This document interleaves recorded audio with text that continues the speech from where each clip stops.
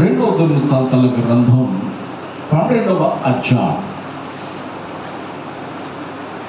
రెండవ దినవృత్తాంతాల గ్రంథము 12వ అధ్యాయము 14వ వచనాన్ని మనం చదువుకున్నాం. అతడు తన మనసు యెహోవాను వెదుకుట యందు నిలుపుకొనక చెడు క్రియలు చేశాను. అందరూ ఈ మాట నాతో పలకండి. అతడు తన మనసు యెహోవాను వెదుకుట యందు నిలుపుకొనక చెడు కార్యాలు చేశాను.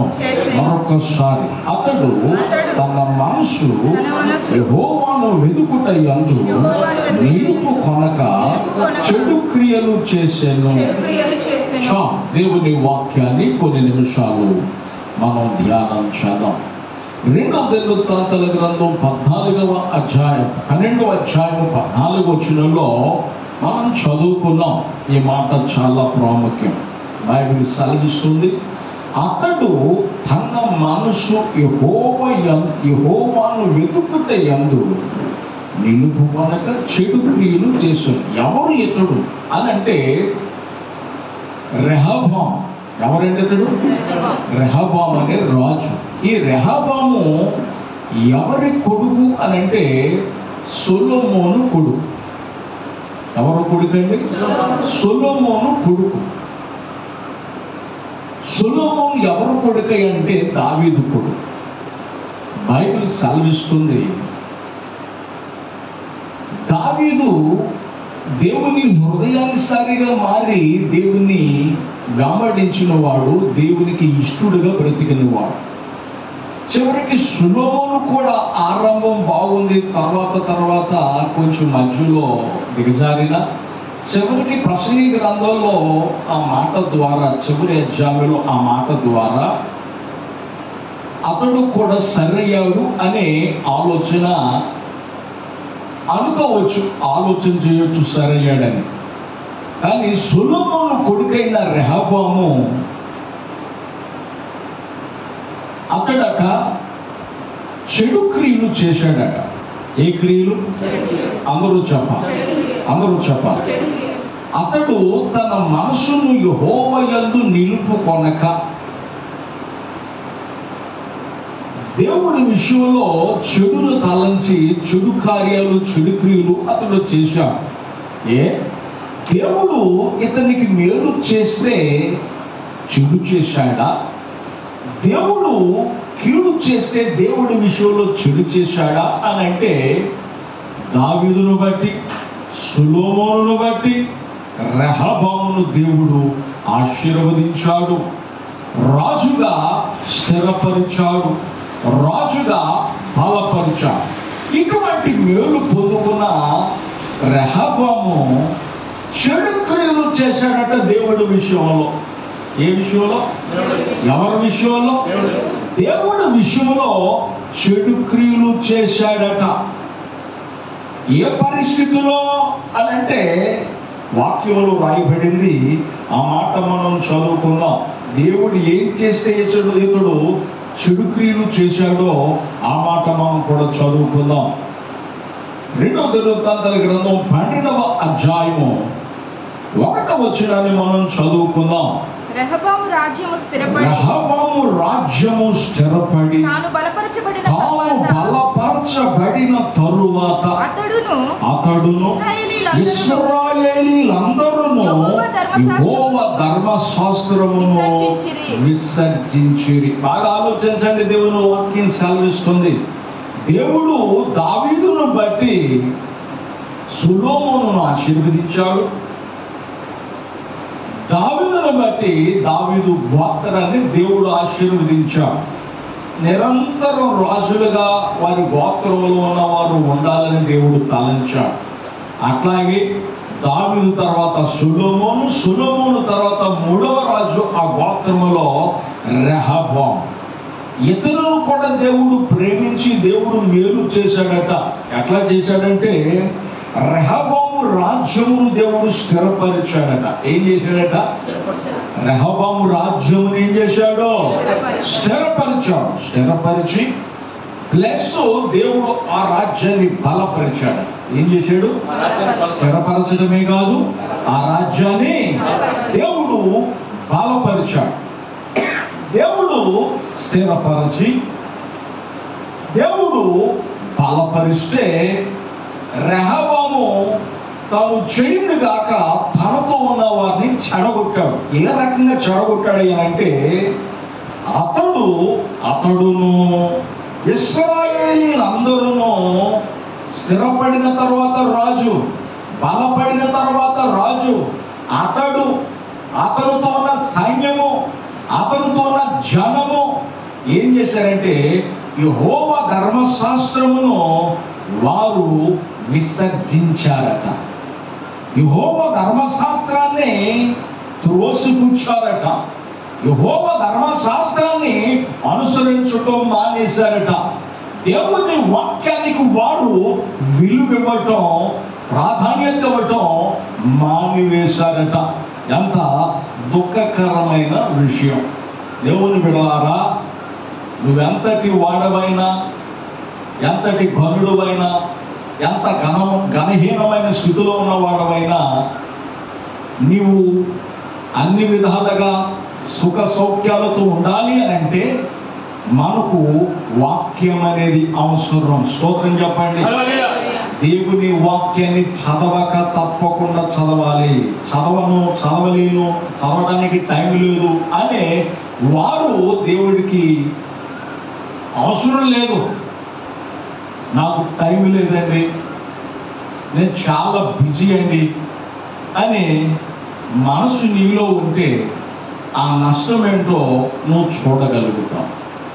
కాబట్టి దేవుని బిడ్డలారా, రాజు లాంటోడే స్థిరపరచబడిన తర్వాత, బలపరచబడిన తర్వాత అతడు తప్పటమే కాదు, అతడు తన సైన్యాన్ని తప్పించాడు.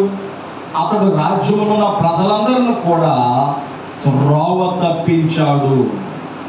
దేవుని వాక్యం పట్ల శ్రద్ధ లేదు, దేవుని సన్నిధి పట్ల శ్రద్ధ లేదు. కారణం ఏమిటంటే చెడు క్రియలో అతడు చేయటం ప్రారంభించాడు. ఏ క్రియలు? అందరూ చెప్పాలి, చెడు క్రియలు. ఎంత దుఃఖకరమండి. దేవుడు వాక్యం మనలో లేకపోతే ఖచ్చితంగా చేదైన వేర్లు మనలోకి వచ్చేస్తాయి. ఏమొచ్చేస్తాయండి? చెప్పాలి. మన మనసు నిండా చేదైన వేర్లు వచ్చేస్తాయి, మన హృదయంలోనికి చేదైన వేర్లు వచ్చేస్తాయి. అందుకే దేవుని వాక్యాన్ని హృదయము నింపబడినంతగా చదువుతూ ఉండాలి. చదివిన దానిని ధ్యానిస్తూ ఉండాలి. చదివిన దాని ప్రకారం నడవడానికి నీవు సాధ్యమైనంత వరకు ప్రయత్నించాలి. దేవుని ధర్మశాస్త్రం వినకుండా, చదవకుండా, దేవుని సన్నిధిలో క్రమంగా నువ్వు లేకుండా నువ్వు ఏ కార్యం చేసినా, ఎంత ప్రార్థన చేసినా అది ఏమవుతుందో తెలుసా? బైబిల్ సెలవిస్తుంది. ఆ మాట చదువుకుని వాక్యములో ముందుకు సాగుదాం. సామెతల గ్రంథం 28వ అధ్యాయం, సామెతల గ్రంథం 28వ అధ్యాయం 9వ వచనంలో మనం చదువుకుంటే, సామెతల గ్రంథం 28వ అధ్యాయం 9వ వచనం, ధర్మశాస్త్రము వినబడకుండా చెవిని తొలగించుకొని వాని ప్రార్థన హేయం. చూసారా? రెహబాము నువ్వేం చేసినా అది శుభము కాదు. రెహబాము అనుకుని ఉండొచ్చు, నా రాజ్యము 3 పువ్వులు 6 కాయల్లాగా ఉంది, నా కుటుంబం 3 పువ్వులు 6 కాయల్లాగా ఉంది, ఆ పరిస్థితులు చాలా బాగున్నాయి అని అనుకుంటున్నాడేమో. కానీ బైబిల్ సెలవిస్తుంది. బైబిల్ ఏం సెలవిస్తుంది అంటే, ధర్మశాస్త్రమును వినకుండా, ధర్మశాస్త్రాన్ని దేవుని వాక్యానికి పెడచెవి పెడితే, వినడానికి మనసు లేకపోతే, చదవడానికి మనసు లేకపోతే, దేవుని వాక్యం పట్ల నీకు శ్రద్ధ లేకపోతే దేవుడు సెలవిస్తున్నాడు, నీ ప్రార్థన అంగీకరించబడదు, నీ ప్రార్థన హేయమైనదని బైబిల్ సెలవిస్తున్నాడు. ఎందుకు దేవుని ధర్మశాస్త్రం ధిక్కరించి తృణీకరించాడు, అందుచేత చెడిపోయాడు. అతడు చెడటమే కాక అనేక మందిని చెడగొట్టాడు. అందుకే అతడు చెడు క్రియలు చేశాడట. ఏ క్రియలు చేశాడట? అందరూ చెప్పండి. చెడు క్రియలు చేశాడట. అయితే బైబిల్ ఏమి సెలవిస్తూ ఉంది అని మనం ఆలోచన చేస్తే దేవుని వాక్యంలో మనం చదువుకుందాం. 3వ యోహాను రాసిన పత్రిక 1వ అధ్యాయం 3వ యోహాను రాసిన పత్రిక 1వ అధ్యాయం 11వ వచనాన్ని మనం చదువుకుందాం. బైబిల్ సెలవిస్తుంది. పేజీ నెంబర్ చెప్పండి. న్యూ టెస్టిమెంట్ క్రొత్త నిబంధన 226 న్యూ టెస్టిమెంట్ క్రొత్త నిబంధన 3వ యోహాను రాసిన పత్రిక 1వ అధ్యాయం ఉంది. అందులో 11వ వచనాన్ని మనం చదువుకుంటున్నాం. ప్రియుడా, యేసు రక్తంలో కడగబడిన ప్రియుడా, ప్రియురాలా, దేవుడు పిలుచుకుంటున్న పిలుపు ఎంత చక్కటి పిలుపండి. దేవుడు తన బిడ్డలను పిలుచుకుంటున్న పిలుపు. ప్రియుడా, చెడు కార్యమును కాక మంచి కార్యమును అనుసరించి నడుచుకో. స్తోత్రం చెప్పండి. క్రైస్తవుడు హల్లెలూయా. ప్రియుడా, చెడు కార్యమును గాక మంచి కార్యము చేసి దానిని అనుసరించు. మంచి కార్యాలు చేయని బైబిల్ సెలవిస్తుంది. మేలు చేయువాడు దేవుని సంబంధి, కీడు అంటే చెడు పనులు చేయువాడు, చెడు కార్యాలు చేయువాడు దేవుణ్ణి చూచినవాడు కాదు, దేవుణ్ణి వెంబడించేవాడు కాదు. దేవుని ఎరిగిన వారు కావాలని బురదలో పడరు. స్తోత్రం చెప్పండి. ఆమేన్, హల్లెలూయా. గొర్రెకి పందుకున్న తేడా ఏమిటో తెలుసా? పందే బురదలు చూడగానే ఏసీగా ఫీల్ అయిపోదు.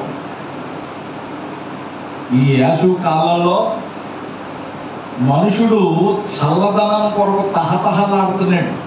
అవునా కాదా? చెప్పాలి గట్టిగా. చెట్టు క్రిందకో ఎక్కడ చల్లగా ఉంటుందో ఆ ప్రాంతానికి వెళతా ఉన్నాడు మనుషుడు. తప్పేమీ కాదు. అట్లాగే పంది ఏం చేస్తుందంటే బురదని చూసి ఎంతో ఇష్టపడదు, బురదలో ఉండటానికి ఇష్టపడదు. దాన్ని ఎంత శుభ్రం చేసి, ఎంత స్నానం చేయించి, దాని ముక్కుకి బంగారు కమ్మి పెట్టినా బంగారాన్ని కూడా మురికి చేస్తుంది. మొత్తం పందే మురికైపోవాలి. స్తోత్రం చెప్పండి. అది మురికిని ఇష్టపడదు. గొర్రె అయితే బురదలో పడినా, గుంటలో పడినా, బురద గుంటలో పడినా ఇతిలించుకుని లేవటానికి ప్రయత్నం చేస్తుంది. గొర్రెకి పందుకున్నటువంటి తేడా. యేసు ప్రభువు వారు మనం గొర్రెకి ఎందుకు పోల్చారంటే గొర్రె బురదలో ఉండటానికి ఇష్టపడదు. స్తోత్రం చెప్పండి. ఆమేన్, హల్లెలూయా. గొర్రె బురదలో ఉండటానికి ఇష్టపడదు. ఒకవేళ పడినా విదిలించుకుని లేవటానికి ప్రయత్నం చేస్తాం. కాబట్టి దేవుని బిడ్డలారా, దేవుని వాక్యం సెలవిస్తూ ఉంది, బైబిల్ సెలవిస్తూ ఉంది. నా గొర్రెలు నా స్వరము వినును అని దేవుని వాక్యం సెలవిస్తూ ఉంది. ఆయన గొర్రెగా ఉన్నావా? ఆయన స్వరాన్ని గుర్తించేదానిగా వాడిగా నువ్వు ఉంటే మేలు చేసేవాడిగా ఉంటావు, మంచి చేసేవాడిగా ఉంటావు, మంచి క్రియలు చేసేవాడిగా ఉంటావు. స్తోత్రం చెప్పండి. ఆమేన్, హల్లెలూయా. మంచి క్రియలు చేసేవాడిగా నువ్వు ఉంటావు తప్పనిసరిగా. ప్రియుడా, చెడు కార్యము కాక మంచి కార్యము చేయి. ప్రియుడా, చెడు క్రియలు కాక మంచి క్రియలు చేయి. నువ్వు మంచి చేస్తే నువ్వు దేవుని సంబంధి. ఎవరి సంబంధం అంటే? చెప్పాలి గట్టిగా. ఎంతకాలం మనం లోక సంబంధులుగా బ్రతుకుతాం? ఎంతకాలం సైతాను సంబంధులుగా బ్రతుకుతాం? మనం ప్రత్యేకించబడిన జనాంగం. కాబట్టి బురదను చూసి బురద పనులు చేసేటువంటి మనుషులతో మనము బురద పనుల్లో వాళ్ళతో కొనసాగిపోయే వారంగా ఉండకూడదు. స్తోత్రం చెప్పండి. ఒక చక్కటి సామెత చెబుతాను, వినండి. ఆవులు బురద నీరు త్రాగి మంచి పాలు ఇస్తున్నాయి. ఏమిస్తున్నాయండి? ఆవులు బురద నీరు త్రాగి మంచి పాలు ఇస్తుంటే మనుషుడు మంచి నీరు త్రాగి బురద పనులు చేస్తాడు. ఏ పనులండి? అందరూ చెప్పాలి. అందుకే ప్రియుడ, చెడు కార్యమును కాక మంచి కార్యమును చేయి. నువ్వు దేవుని సంబంధివే. కీడును తలంచొద్దు, కీడుకు ప్రతి కీడు నువ్వు చేయొద్దు. అట్లా దేవుడే అనుకుంటే లోకం ఆగిద్దా? దేవుడే హింసించినటువంటి వారిని ప్రభు ఏమన్నాడు? తండ్రి, వీరేమి చేయుచున్నారో వీరు ఎరుగరు కనుక వీరిని క్షమించుమని ప్రభువే చెప్పాడు. స్తోత్రం చెప్పండి. ఆమేన్, హల్లెలూయా. అందుచేత దేవుని బిడ్డలారా, చెడు కార్యము కాక మంచి కార్యాన్ని మనం చేయాలి. ఏం చేయాలండి? చెప్పాలి గట్టిగా. మంచి కార్యమును మనం చేయాలి. స్తోత్రం చెప్పండి గట్టిగా. మంచి కార్యమును చేయాలి. మంచి కార్యం ఎప్పుడైతే నువ్వు చేస్తావో దేవుడు నీ ప్రార్థన ఇష్టపడతాడు. దేవుడు నిన్ను బట్టి నీకు కుటుంబానికి మేలు చేస్తాడు. నీ ప్రార్థన అంగీకరించి దేవుడు సమస్త విధములైనటువంటి కృపలను నీకు దయచేస్తాడని, విడుదల చేస్తాడని దేవుని సేవకుడిగా ప్రేమించి నేను మీకు తెలియచేస్తున్నా. కాబట్టి దేవుని బిడ్డలారా, చెడు కార్యాలు కాదు. ఎప్పుడైతే రెహబాము ఎట్లా మనసు దేవుని యందు నిలుపుకొనక చెడు కార్యాలు చేస్తూ ఉన్నాడు, దేవుడిని వాక్యాన్ని విసర్జించాడు, దేవుడు అతనిని శత్రువుకు అప్పగించాడు. ఎవరికి అప్పగించాడండి? చెప్పాలి గట్టిగా. శత్రువుకు అప్పగించాడు.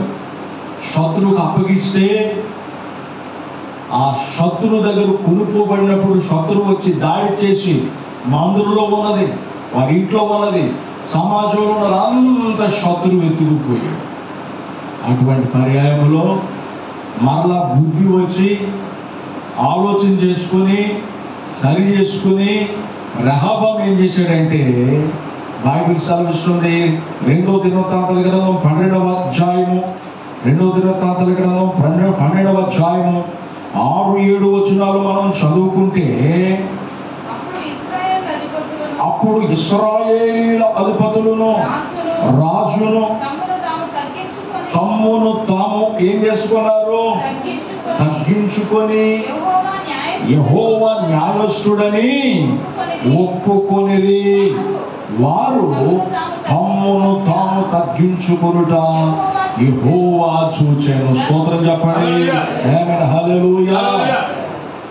బాగా ఆలోచించండి. బైబిల్లో మనం చదువుతున్నాం, శిక్ష రాగాలి, శత్రువు రాగాలి, కీడు దేవుడు వారి మీదకి జారి చేయగాలి. అతడు ఒప్పుకున్నాడు. గత కాలంలో మనం ఎట్లా లేము. 3 పూలు 6 కాయలాగా మన పరిస్థితులు ఉన్నాయి. మనం పట్టిందల్లా బంగారం అయింది. ఈరోజు మనకి విపత్తులేమిటి, మనకి ఈరోజు ఈ శ్రమలేమిటి, మనకి ఈరోజు కష్టాలేమిటి అని గ్రహించుకొని వారు ఏం చేశారంటే రాజు దేవుని తట్టు తిరిగాడు. అధిపతులు కూడా దేవుని తట్టు తిరిగి దేవుడు న్యాయాధిపతులు ఒప్పుకున్నారు. స్తోత్రం చెప్పండి. ఒప్పుకొని ప్రభువా తప్పైంది నాయన, మమ్మల్ని క్షమించిన ఆయన, మేము స్థిరపరచబడిన తర్వాత, బలపరచబడిన తర్వాత మా మనసు నీ యందు నిలుపుకొనక చెడ్డవారంగా మారిపోయాం. చెడు విషయంలో మేము అభివృద్ధి చెందుతూ చెడును అభివృద్ధి పరిచాం. అయ్యా మమ్మల్ని క్షమించు. మా మాటలు మంచివి కాదు, మా చూపులు మంచివి కాదు, మా ఆలోచనలు మంచివి కాదు, మా తలపులు మంచివి కాదని వారు దేవుని సన్నిధిలో ఏడవటం ప్రారంభించారు. ఏడుస్తూ దేవుని సన్నిధిలో పశ్చాత్తాపడుతూ ఎప్పుడైతే తగ్గించుకున్నారో దేవుడు వారిని చూచాడు. వారు తగ్గించుకొనుట యెహోవా చూచాడు. స్తోత్రం చెప్పండి. ఆమేన్, హల్లెలూయా. దేవుడు జాలి కలిగిన వాడు. దేవుడు ఎటువంటి వాడండి? చెప్పాలి గట్టిగా. చాలా జాలి కలిగిన వాడు, చాలా ప్రేమ కలిగిన వాడు. తల్లిలాగా ఆదరించడానికి ఇప్పుడు సిద్ధముగా ఉండేవాడే. తండ్రిలాగా జాలి పడటానికి ఎప్పుడు సంసిద్ధుడుగా ఉన్నవాడే. తన యొద్దకు వచ్చిన ఏ వ్యక్తిని తురోసు వేసేవాడు కాదు. మహాజాలి కలిగిన మహాదేవుడు మనం ఆరాధించి యేసు దేవుడు. స్తోత్రం చెప్పండి. Praise the lord, hallelujah. Bible సెలవిస్తుంది, ఎప్పుడైతే తమ్మును తాము తగ్గించుకున్నారో అది యెహోవా చూచాడట. ఎవరు చూశారండి? అందరూ చెప్పాలి.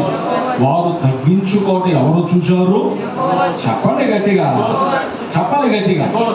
వారు తగ్గించుకోవడం ఎవరు చూశారు? దేవుడు చూశాడు. నువ్వు తగ్గించుకోవడం ఎవరు చూడాలి? చెప్పాలి గట్టిగా. నువ్వు తగ్గించుకోవడం దేవుడు చూడాలి. మనుషుల దృష్టిలో కాదు, దేవుని దృష్టిలో మనం పడాలి. ఎవరి దృష్టిలో పడాలని చెప్పాలి గట్టిగా. దేవుని దృష్టిలో ఎప్పుడైతే మనం పడతామో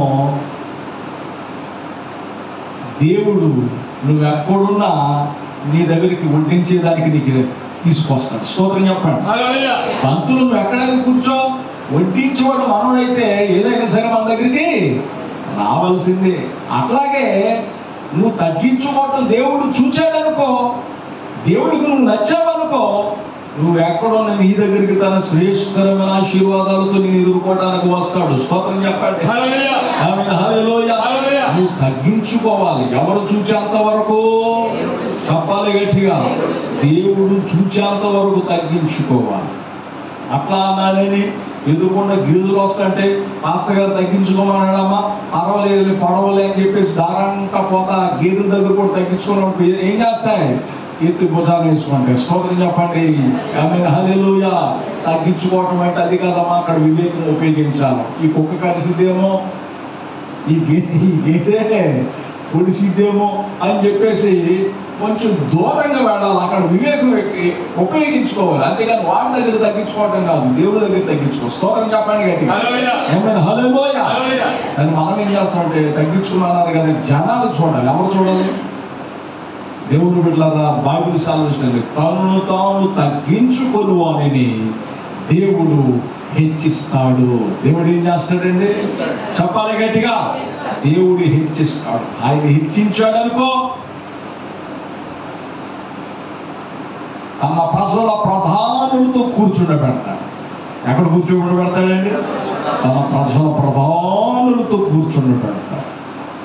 కాబట్టి దేవుని బిడ్డలారా, దేవుని దృష్టిలో మనం పడాలి అంటే తగ్గించుకోవాలి. ఒకవేళ హెచ్చించుకున్నాం అనుకో, తనను తాను తగ్గించుకున్న వారిని ఆయన హెచ్చిస్తాడు. తనను తాను హెచ్చించుకున్న వారిని ఆయన తగ్గిస్తాడు.